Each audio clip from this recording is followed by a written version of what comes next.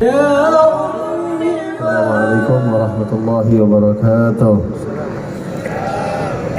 Alhamdulillahirabbil alamin. Allahumma shalli wa sallim ala sayyidina Muhammadin wa ala alihi wa sahbihi ajma'in. Amma ba'd. Sepertinya tidak perlu memperpanjang mukaddimah, baik itu alhamdulillah dan salawat sama Nabi. Insyaallah kita semua kumpul di sini pandai bersyukur kepada Allah Subhanahu wa taala, dan tidak kita berkumpul pada hari ini, malam hari ini memperingati Maulid, ya insyaallah kita mengertilah tentang bagaimana fadilah salawat kepada Nabi Muhammad SAW. Singkat saja, saya ingin menyebutkan penghormatan saya kepada yang pertama Ketua Umum RMRB Banda Aceh Ustadz Amdi Al Yusuf Mahmudin, Presiden Mahasiswa UIN Aramiri Zulfakar Zufia. Minta maaf, saya nggak tahu Tengku, Ustadz, Abu, Abi, Abun atau Abuya. Saya sebut saja. Di sini ada saya sebut saja. Kalau mau dipanggil Tengku, terus Tengkunya besok. Muhammad Ikhya, Ketua Panitia. Muhammad Fadli, Sekretaris Panitia. Siapa lagi? Ustadz Hamdi Multazam, Indah Abqari, Adir Tiabatiyasya, Ustadz Nur Salim Basya, Habib Haikal bin Husain Ali Drus. Semua yang saya hormati, insya Allah mudah-mudahan diberkahi oleh Allah Subhanahu Wa Taala.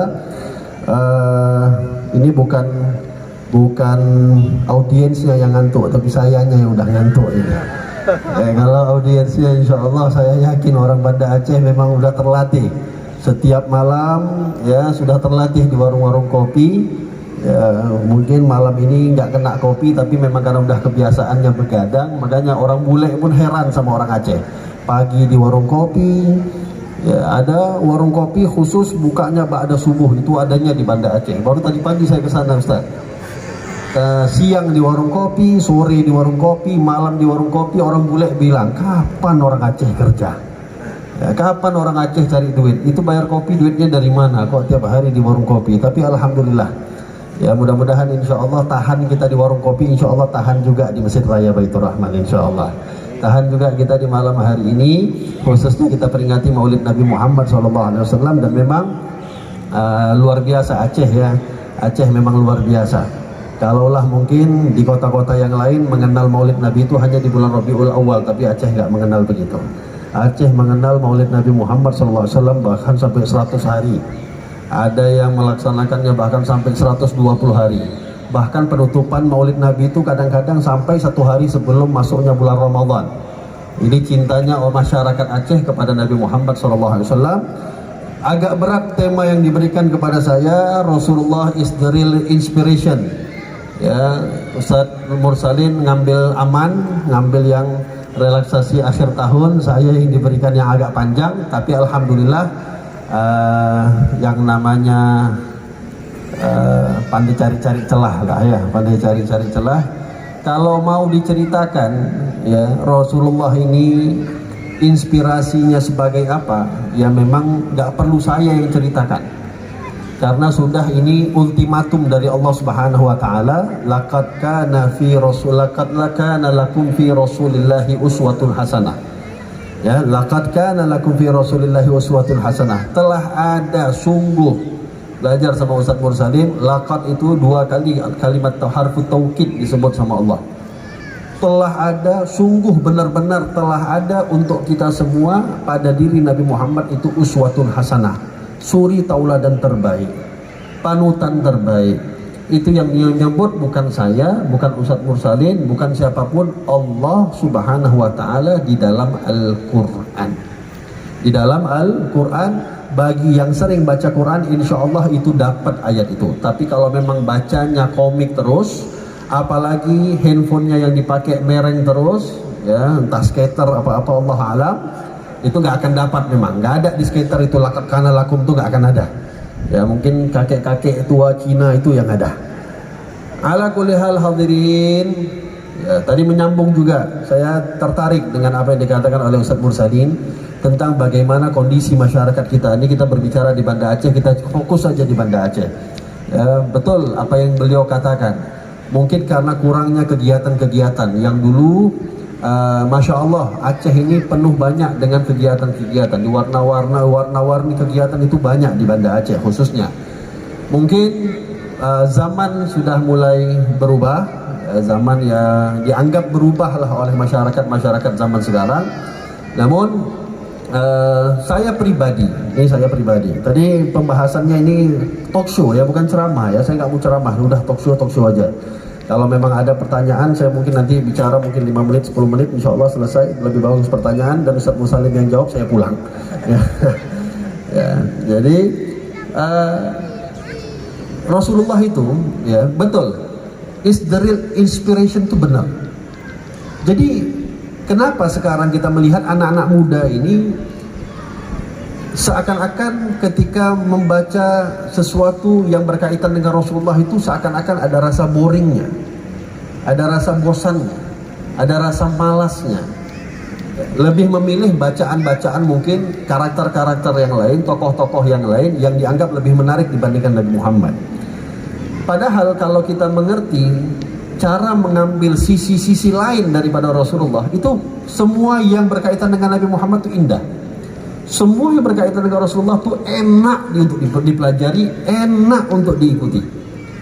Cuma kita mungkin selama ini mendengar Rasulullah itu kalau berperang, perang Badar, perang Uhud, perang Khandaq dan lain-lain, seakan-akan kesan kita ya cuma wah ini isinya perang aja. Atau mungkin Rasulullah kalau walhasil yang sekiranya mungkin gak cocok mungkin yang dibaca di kalangan masyarakat khususnya anak-anak muda.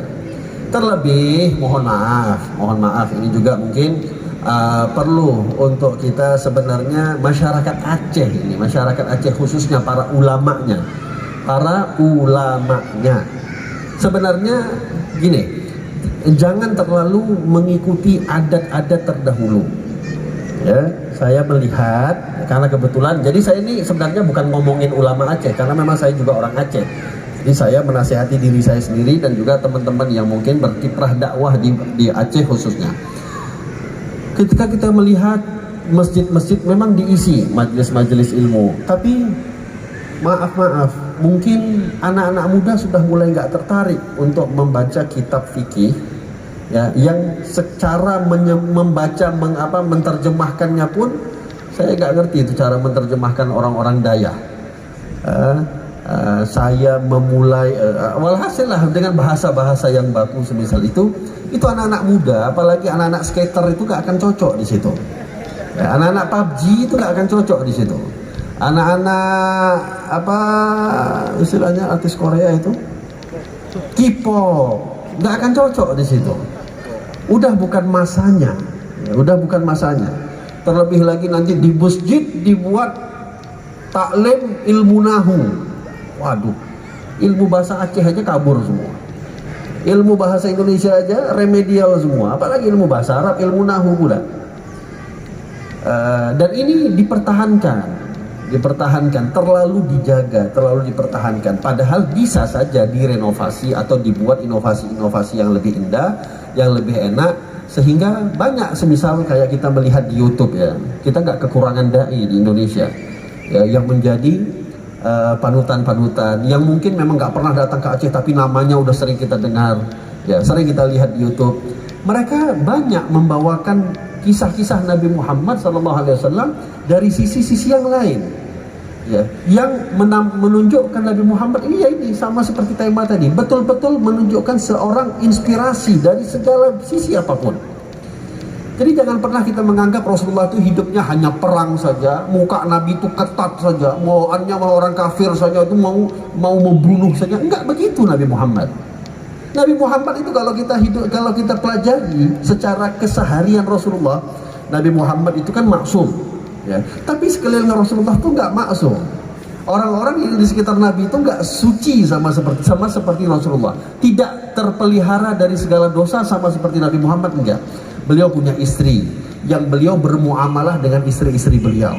Dan istri beliau itu, contoh nih saya ngomong istri saja. Istri beliau itu bukan satu. 11 istri beliau. Saya punya satu istri saja, mungkin insya Allah nggak lama lagi jadi wali, insya Allah. Ya.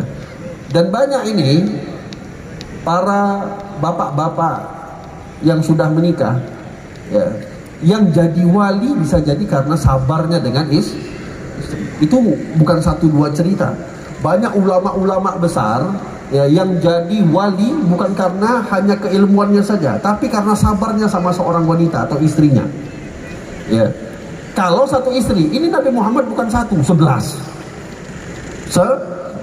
Yang tua ada, yang perawan ada, yang janda ada, yang punya, walhasil macam-macam istrinya Nabi Muhammad SAW.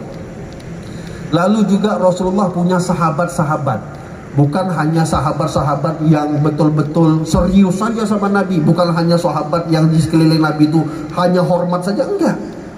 Sahabat Nabi itu ada orang-orang yang pemabuk.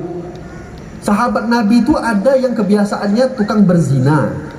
Sahabat Nabi itu modelnya macam-macam. Tetapi Nabi SAW itu betul-betul berhasil mengatasi semua orang-orang di sekitar Nabi, karena Nabi membawa atau menghadapi mereka sesuai dengan orang yang diajak bicara oleh Rasulullah.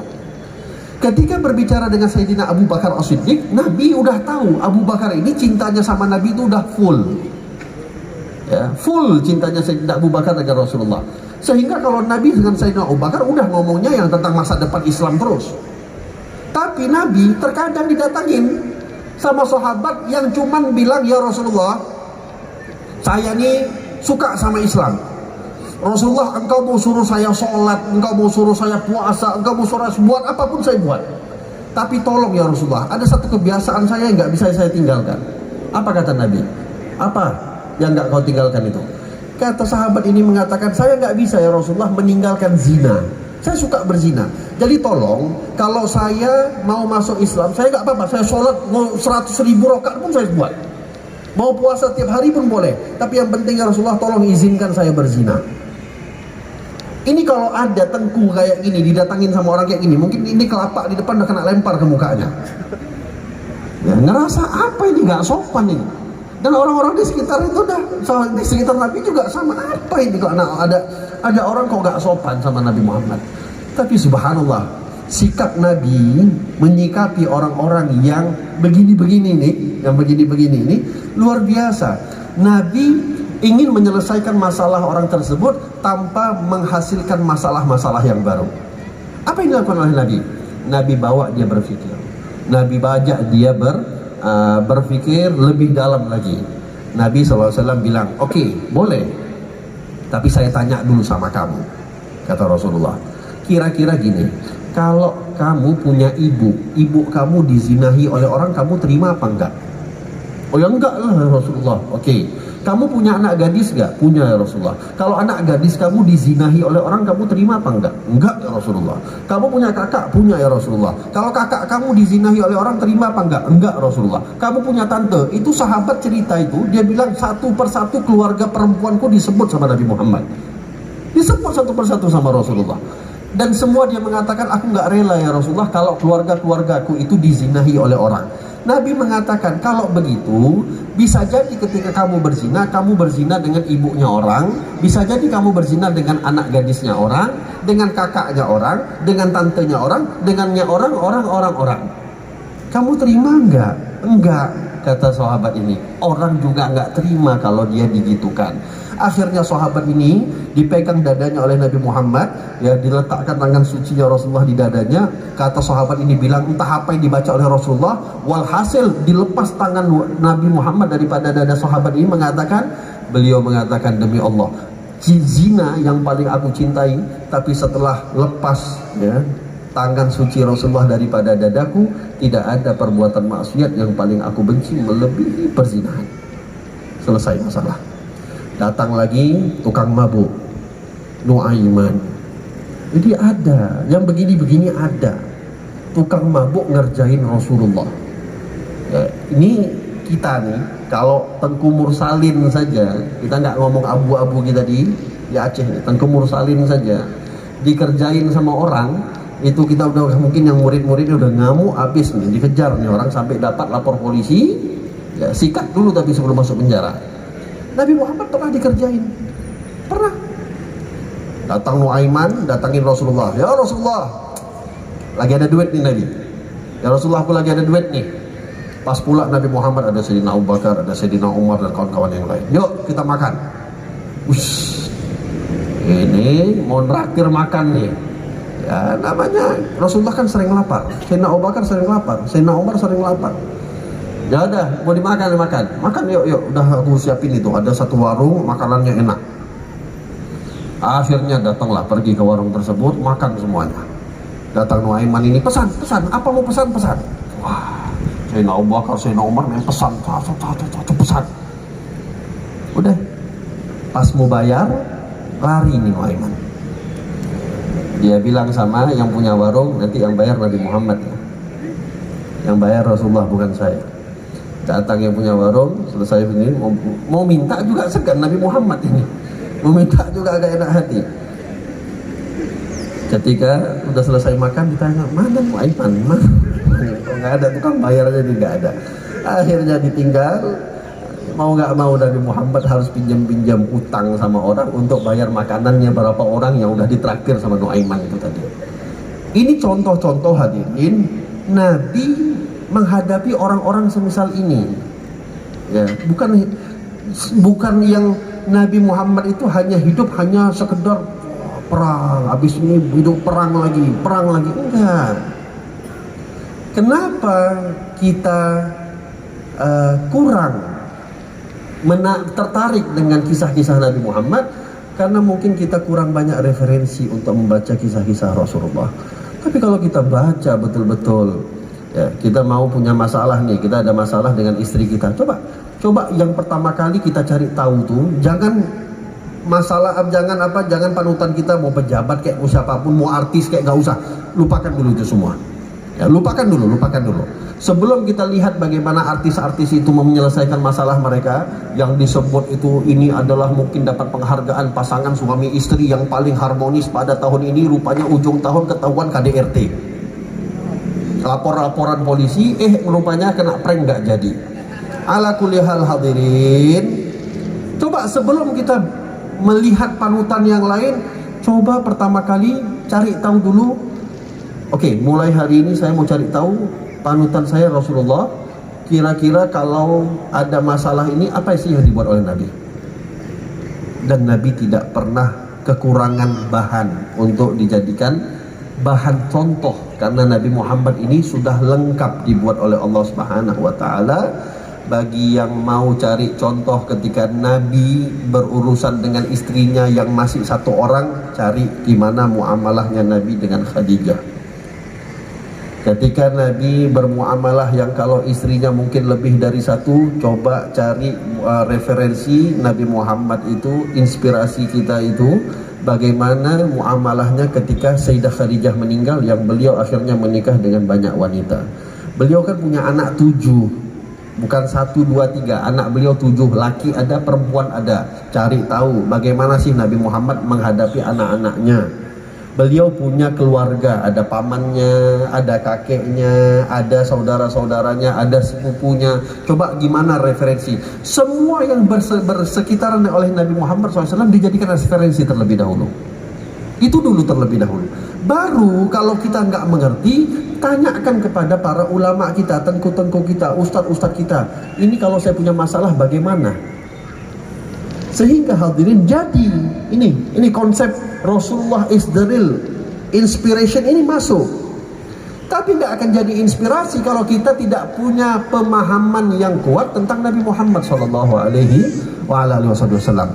Yang sibuk kita baca setiap hari scroll HP itu di scroll terus sampai baterai pun udah habis, ini tangan masih scroll terus, padahal udah mati HP-nya, udah karena candu tadi scroll terus. Tapi sedikit pun tentang Nabi Muhammad gak bahas, gak cari tahu tentang Rasulullah. Yang ditengok yang artis fulan cerai, yang artis ini berantam, yang artis ini, Allahu Akbar. Makanya hidup kita tuh drama semua. Rumah tangga kita ini semuanya drama, kayak sinetron. Makanya mungkin rumah-rumah kita ini kalau dibuat sinetron, sebenarnya panggil aja tuh tim kru Indosiar. Mungkin di rumah kita tuh mungkin ada kisah-kisah Indosiar yang entah kisah azabnya, entah ku menangisnya, ya bebas, ada aja tuh contohnya semua. Ambil aja itu, ada aja kerjaan. Karena memang hidup kita nontonnya sinetron terus. Ya, yang kita jadi padukan artis terus. Akhirnya hidup kita pun jadi hidup sinetron. Keluarga kita keluarga sinetron. Tapi coba kalau kita jadikan keluarga kita keluarga Nabi Muhammad Sallallahu Alaihi Wasallam, maka ini insya Allah ya, yakin, jamin, pasti 100%. Kalau saya salah, cari Ustadz Mursalim, jangan cari saya. Anda nggak akan pernah sial selama-lamanya. Anda nggak akan pernah sengsara selama-lamanya.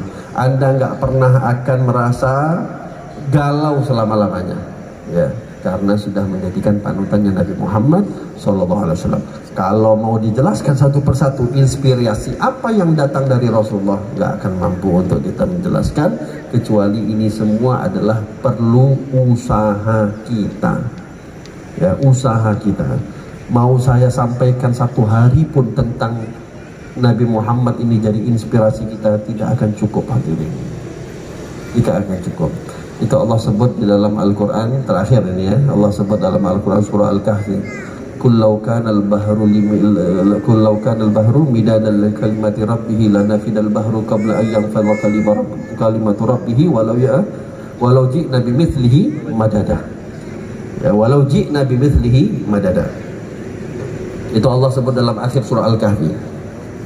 Kalaulah semua yang ada, lautan ini yang ada di atas muka bumi ini dijadikan sebagai pena tinta oleh Allah untuk menjelaskan, ya, ayat-ayat yang ada diturunkan oleh Allah Subhanahu wa taala, maka pena-pena atau tinta-tinta itu yang seluas lautan yang ada di muka bumi ini semuanya akan habis. Bahkan ditambah lagi lautan yang sama jumlahnya akan habis, kalimat Allah nggak habis, ayat-ayat Al-Quran tidak habis. Siti Aisyah pernah ditanya, sif lana Rasulullah, sifati kami Rasulullah itu gimana? Siti Aisyah mengatakan, kana khuluquhul Quran. Nabi Muhammad itu adalah akhlaknya adalah Al-Quran. Mau ceritakan Nabi itu, tinta-tinta yang ada di muka bumi ini menceritakan Rasulullah tidak akan pernah selesai. Tapi ayo, ini kita pulang baik-baik di rumah, ya. Ini kuota kita, mulai besok dimanfaatkan yang baik, ya, dimanfaatkan yang baik. Itu nanti tahu hisapnya kuota kita ini, tahu, bukan per giganya, bukan per mega, bukan per kilo, per bait. Satu bait itu akan dihisap sama Allah. Apa yang kita buka di setiap hari pada handphone kita, satu bait, satu bait. Kita nggak ngomong 1001 kilo, nggak ngomong 1 megabyte, nggak ngomong 1 gigabyte, nggak ngomong 1 terabyte, satu bait, semua dihisap sama Allah. Jadi kalau ini, benda ini yang gak akan mungkin lepas lagi daripada kehidupan kita, setiap kantong kita pasti pegang ini. Manfaatkan. Anda mau dapat apapun bisa dari sini. Belajar, belajar, belajar, ayo. Ya, gak masalah. Duduk di warung kopi, gak masalah. Tapi kalau bisa duduk di warung kopi, yang diceritain adalah Nabi Muhammad. Yang diceritain oleh Rasulullah.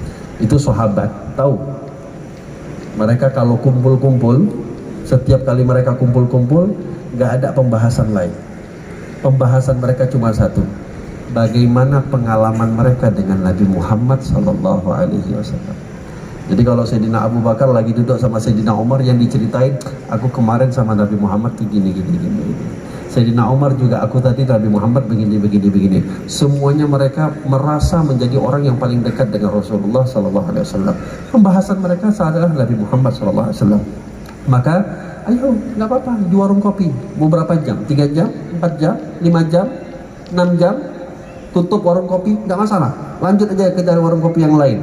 Tapi yang dibahas adalah Nabi Muhammad sallallahu alaihi wa ala alihi wasallam.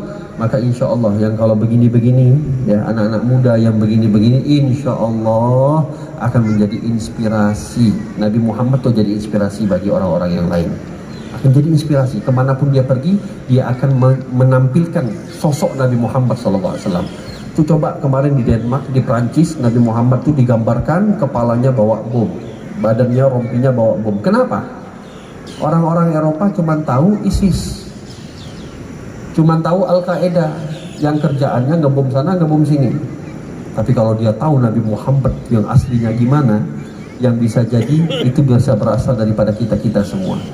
Ya, bagaimana rahmatnya Nabi, bagaimana sayangnya Nabi, bagaimana akhlaknya Nabi, bagaimana budi pekerti Nabi, itu kalau bisa dibawa,